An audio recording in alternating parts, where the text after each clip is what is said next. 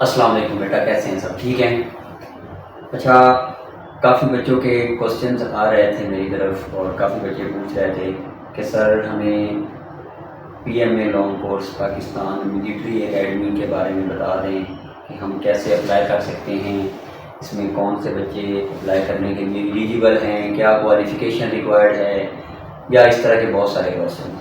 تو ان سب کوسچن کا آنسر کرنے کے لیے آج کی یہ ویڈیو میں آپ لوگوں کے لیے بنا رہا ہوں تاکہ آپ لوگوں کو سارے کنفیوژن، ساری کوسچن جو تھے وہ ایک ہی دفعہ میں کلیئر کر دوں.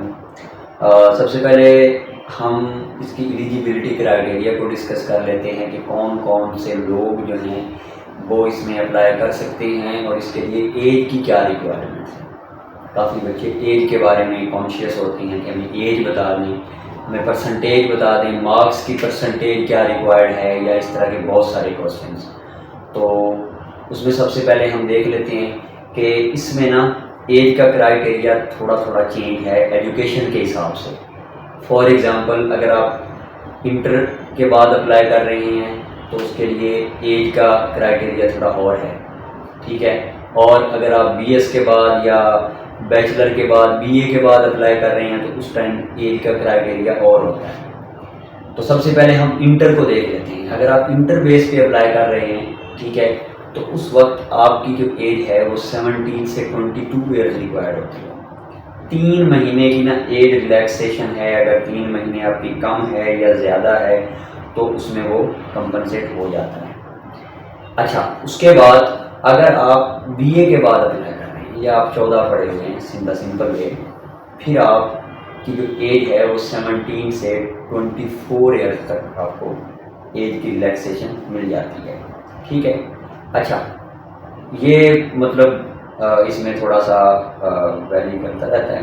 اگر آپ نے بی ایس کیا ہوا ہے تو اس ٹائم 17 سے 24 ایئرس ہے، اور اگر آپ نے بی اے کیا ہوا ہے سمپل 2 سال کی ڈگری، پھر 17 سے 23 ایئرس ہے.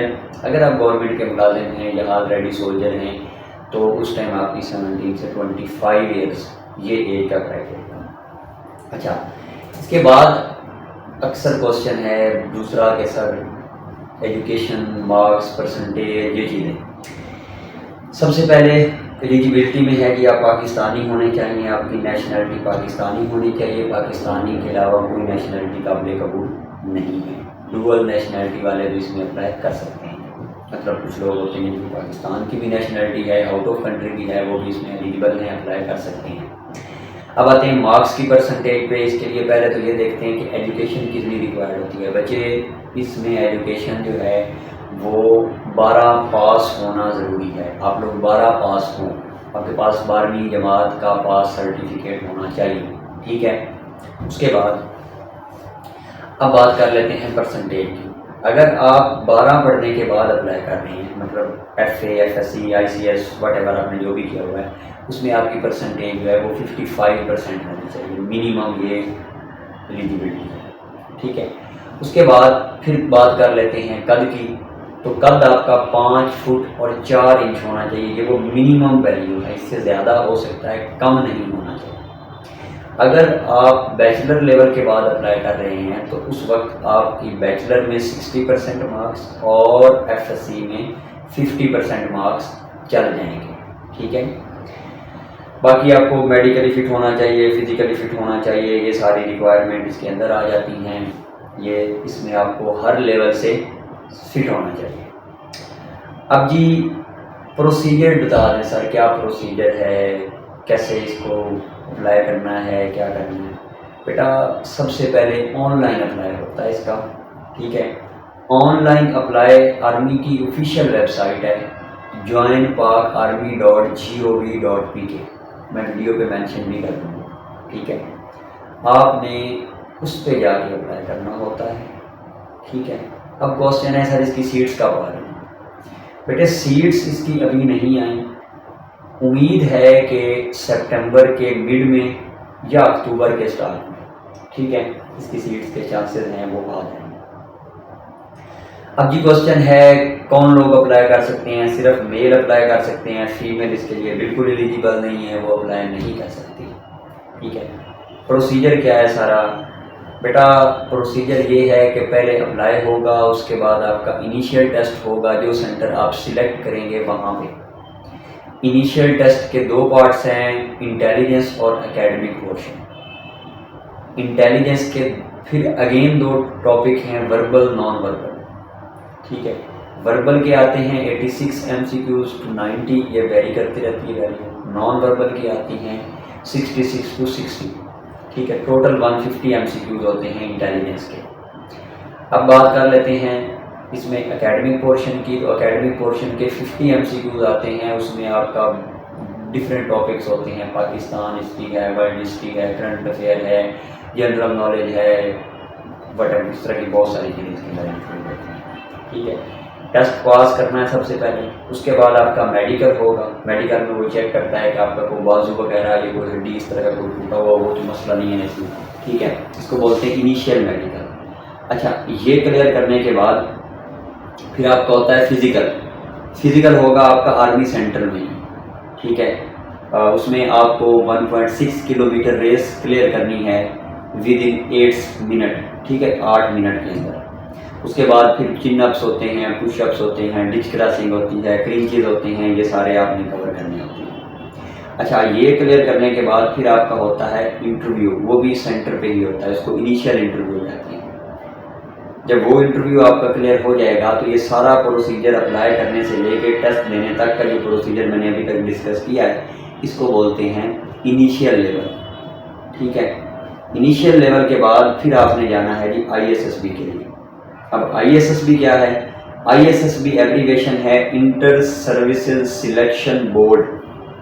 اس کا کیا مطلب ہے؟ اس کا مطلب یہ ہے کہ آپ نے سروسز میں جب انٹر ہونا ہے ایز آفیسر تو آپ کو سلیکٹ کرنے کے لیے ایک بورڈ بیٹھا ہے۔ بورڈ یہ چیک کرتا ہے کہ آپ کے اندر کیا وہ کوالٹیز ہیں جو ایک آفیسر میں ہونی چاہیے، کیا آپ اس قابل ہیں کہ آپ کل کو 400 500 600 بندوں کو لیڈ کر سکیں، ٹھیک ہے۔